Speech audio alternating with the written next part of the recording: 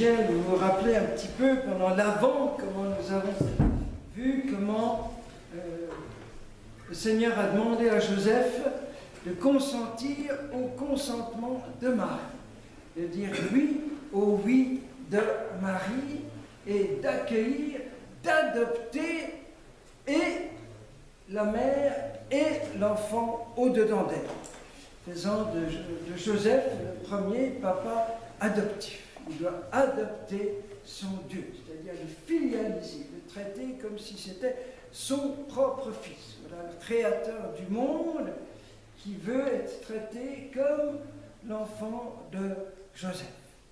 Mais je voudrais rajouter 3 points, 3 choses, d'autant plus qu'on n'a pas pu fêter le 19 mars ensemble. Et le premier, c'est comment Joseph a été le sacrement, c'est-à-dire le signe visible, tangible, de l'invisible présence du Père céleste de Jésus. Sur cette merveilleuse statue dont je raconterai l'origine ce soir pendant notre veillée, où nous partagerons quelques fioretti sur Saint Joseph, vous avez ce regard de Jésus comme émerveillé, ébloui par la beauté du visage de Joseph penché sur lui. Parce que Jésus ne peut pas regarder Joseph sans immédiatement penser à son Père du ciel, tellement Joseph en est l'icône vivante, le reflet sur la terre. Voilà, le sacrement de la paternité de son Père du ciel. Et quand Jésus a 12 ans, qu'il est enfin retrouvé dans le temple, et que Marie lui dit « Ton Père et moi, nous ensemble, inséparablement, nous ensemble, nous te cherchions », Marie dit « Ton Père », Jésus regarde Joseph et dit « Mon Père ». Voilà, il passe directement comme un tremplin. Voilà. Et nous demandons vraiment cette grâce pour tous les pères de famille, que ce soit des pères adoptifs, des pères naturels, eh bien qu'ils soient ces icônes vivantes de la tendresse, de la puissance, de la force, de la beauté du Père du ciel. Deuxième point, c'est que Joseph, et ça lui donne une actualité bouleversante aujourd'hui, c'est qu'il est le défenseur, plutôt le protecteur de la vie humaine dans son extrême fragilité. C'est grâce à Joseph que Jésus n'a pas été lapidé et sa maman avec, l'un est dans l'autre.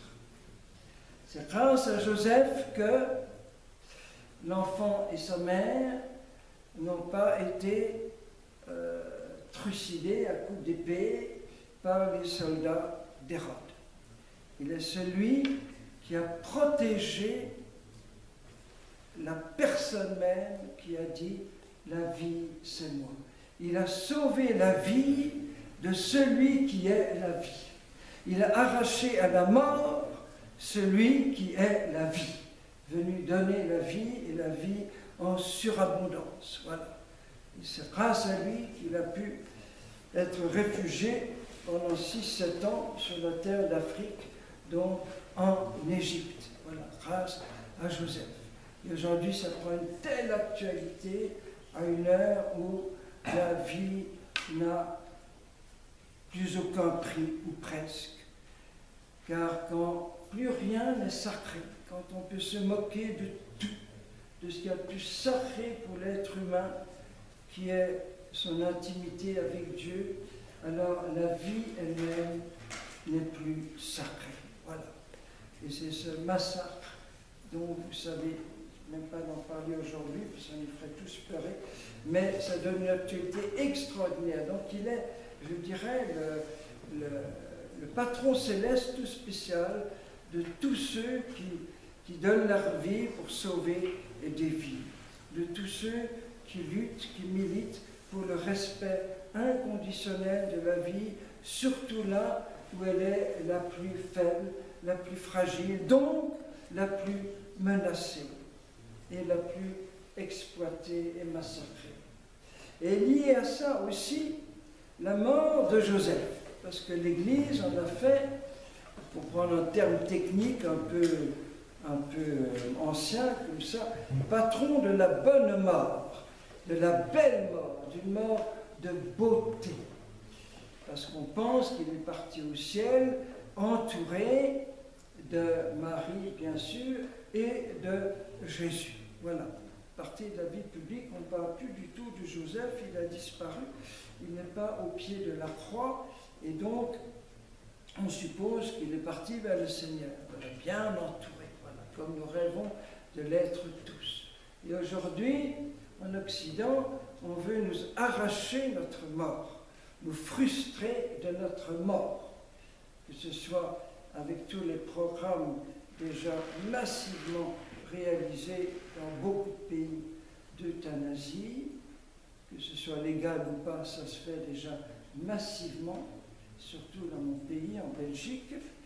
Et maintenant, on a trouvé ce petit biais pour que ça passe en douce de la dite sédation terminale. C'est-à-dire qu'un médecin va pouvoir t'endormir jusqu'à ce que ton sommeil définitif de la mort, pour que les derniers instants de ta vie, dont tu voudrais faire quelque chose de beau, de grand, le plus beau moment de ta vie, le sommet de toute ta vie d'amour avec Jésus, tu en sois complètement frustré.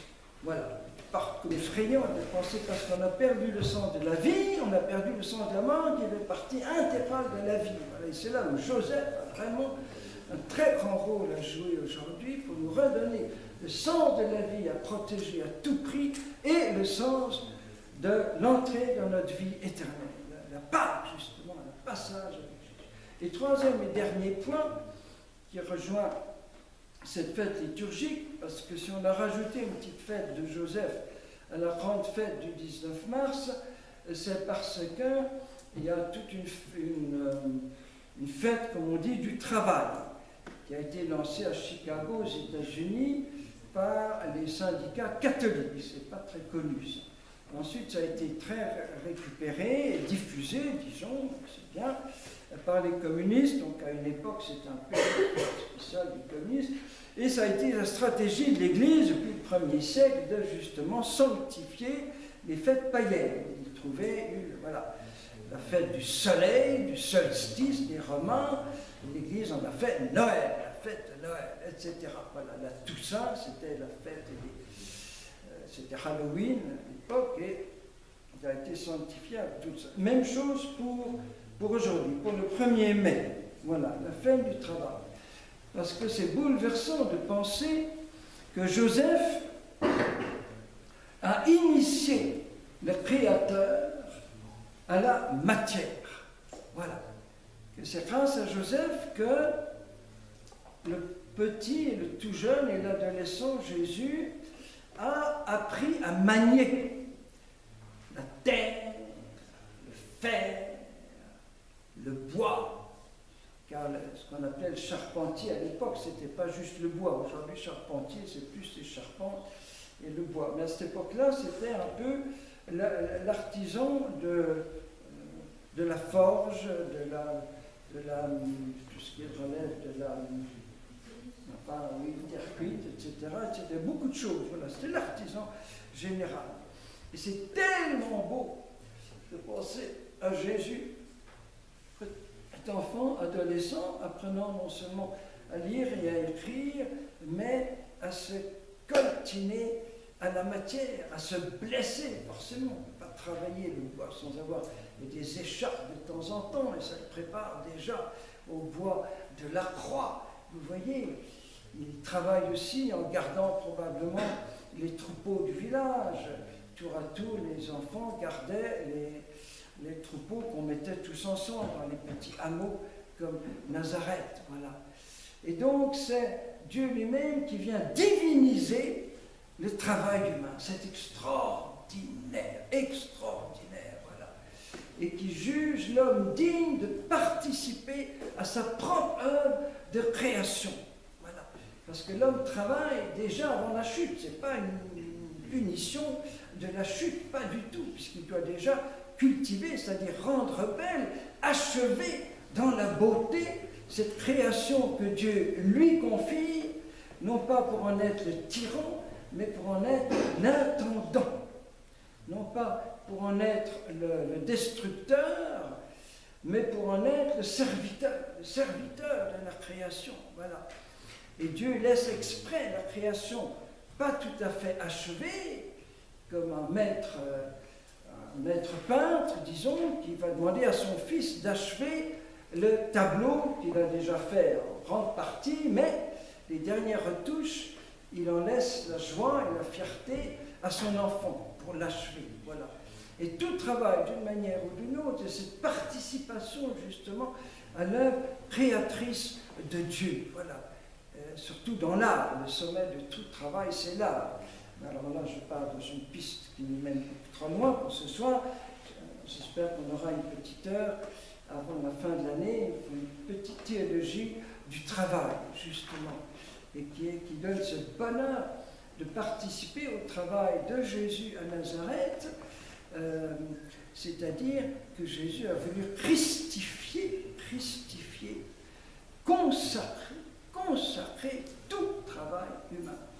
Et sacré parce que consacré par Dieu lui-même. Pendant toutes ces longues années où il ne fait rien d'autre que vivre la vie de son village à Nazareth. Voilà.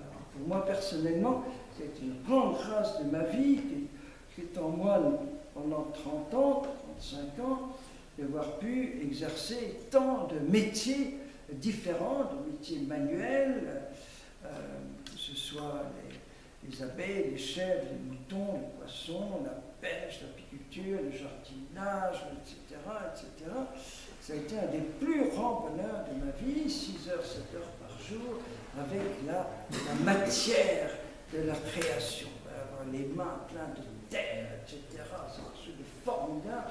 Et ça a été un grand renoncement pour moi quand le Seigneur m'a demandé de donner davantage de temps au travail d'écriture, qui est un vrai travail. Donc 80 livres, ça représente tout de même des centaines de milliers d'heures, de jours et de nuits de travail. C'est une autre forme de travail que j'aime un peu moins, mais qui aujourd'hui est importante pour l'évangélisation et tout ça. C'est pour dire que le travail est un bonheur extraordinaire, parce qu'on est là avec Jésus, avec Joseph.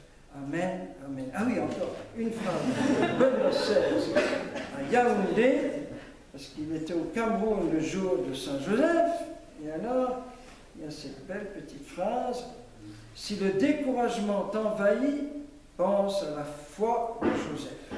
Si l'inquiétude te prend, pense à l'espérance de Joseph. Si le dégoût ou la haine te saisit, pense à l'amour de qui? Joseph, qui fut le premier homme, alors ça c'est admirable, ça c'est du Benoît XVI tout craché, docteur de l'Église, le premier homme à voir le visage humain de Dieu.